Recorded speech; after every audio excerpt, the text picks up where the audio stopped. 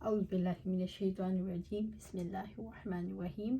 رب اشرح لی صدری ویسر لی امری واحلل عقدۃ من لسانی یفقہوا قولی۔ بہت بڑی گہری ہے، بات بڑی گہری ہے۔ چاہے کتنی ہی نمازیں پڑھ لیں، روزے رکھ لیں، ذکر کر لیں، دعائیں مانگ لیں، اگر والدین کے ساتھ حسن سلوک نہیں کیا تو کچھ بھی قبول نہیں ہوگا۔ جتنا جی چاہے صدقہ و خیرات کر لیں، جتنی بڑی بڑی نیکیاں کر لیں، والدین کے ساتھ حسن سلوک پہلی ضرورت ہے۔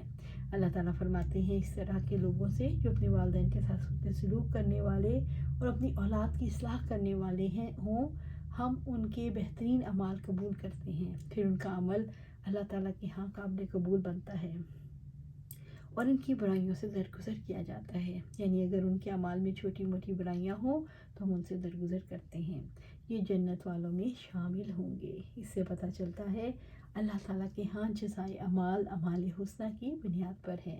اچھے اعمال ہوں گے تو اچھی جزا ملے گی اور اللہ تعالیٰ کے ہاں گناہوں کو معاف کر دیا جاتا ہے۔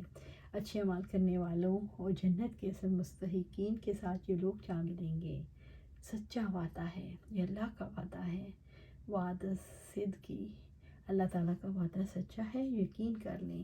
الذی کانوا یوعدون، اس سچے وعدے کے مطابق جو ان سے کیا جا رہا ہے۔ یعنی یہ وعدہ کیا تو دنیا میں کیا ہے لیکن پورا آخرت میں ہوگا۔ اللہ تعالیٰ اپنے وعدے کی خلاف ورزی کبھی نہیں کرتے۔ یہ ایک طرح کا کردار ہے جو ہم نے دیکھا، لیکن انسانوں کا ایک چہرہ نہیں ہوتا، ایک طرح کے لوگ دنیا میں نہیں ہوتے۔ والدین تو وہی ہیں لیکن دوسرے طرح کے افراد بھی دنیا میں موجود ہیں جو والدین کو اپنی جنت نہیں دوزخ کا ذریعہ بناتے ہیں۔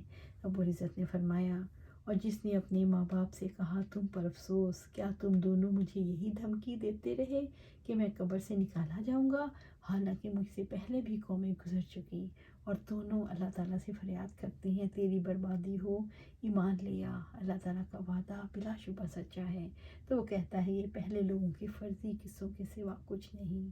یہ دوسرا کردار ہے کہ والدین مومن اور بیٹا نافرمان ہے۔ سب سے پہلے وہ بیٹا کس چیز کا انکار کرتا ہے؟ والدین کی نیک روش کا، ان کی نیکی کا انکار کرتا ہے، اور اس کا رویہ کیسا ہے؟ کرخت ایک جارح کی طرح قابل نفرت انداز میں اپنے والدین سے مخاطب ہوتا ہے، اور الفاظ کیا ہیں؟ اف، تنگ کر دیا تم نے۔ یعنی اگر والدین کو کسی نے کہا اف تو یہ والدین کو نہیں کہا، اس نے تو پورے دین کا انکار کر دیا، پورے دین کے مزاج کو خراب کر دیا۔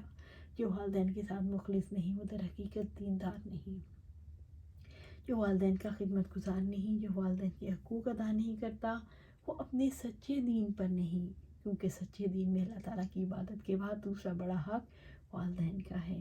انسانوں میں سب سے پہلا اور رب کے بعد دوسرا بڑا حق ہے۔ اللہ تعالیٰ فرماتے ہیں یہ بد نصیب کہتا ہے، کیا تم مجھے یہ خوف دلاتے ہو کہ میں مرنے کے بعد قبر سے نکالا جاؤں گا، حالانکہ مجھ سے پہلے بھی نسلیں گزر چکی ہیں۔ یعنی وہ چلے گئے، ان میں سے تو کوئی ایک بھی واپس نہیں آیا۔ کتنا محدود نقطہ نظر ہے۔ رب نے کب وعدہ کیا ہے کہ جانے والے لوٹ کے دنیا میں آئیں گے؟ وہ تو ایک دن ہے، قیامت کا دن، وہ تو حشر کا دن ہوگا جب سب کو قبروں سے اٹھایا جائے گا۔ یہ تو یوم البعث ہے، جس دن اٹھایا جانا ہے۔ تو یہ بات حساب کتاب کا انکار کرنے کے لیے نہیں، کافی نہیں، ان تک تو کوئی اٹھ کر نہیں آیا۔ جب اٹھایا جائے گا تو ساری حقیقت سامنے آ جائے گی۔ والدین جب اس کے منہ سے کفر سنتے ہیں تو پریشان ہو جاتے ہیں، کیونکہ والدین مومن ہیں اور محسوس کرتے ہیں یہ ہمارا بچہ تو ہے لیکن اللہ کا گستاخ ہے۔ ہمارے خوف کے کانپ اٹھتے ہیں اور اللہ سے دعا کرتے ہیں، اللہ کے آگے فریاد کرتے ہیں، اور دونوں اللہ سے فریاد کرتے ہیں تیری بربادی ہو، ایمان لے آ۔ اس فکرے سے والدین کی پریشانی، ان کی الجھن، ان کے اندر کا غم جھلکتا ہے۔ یہ بچہ نافرمان ہے، بدبخت ہے، کفر پر آمادہ ہے۔ وہ چاہتے ہیں کسی طرح ہمارا بچہ مان جائے۔ دیکھیے دنیا میں اپنے والدین سے زیادہ کوئی کسی کے لیے مخلص نہیں۔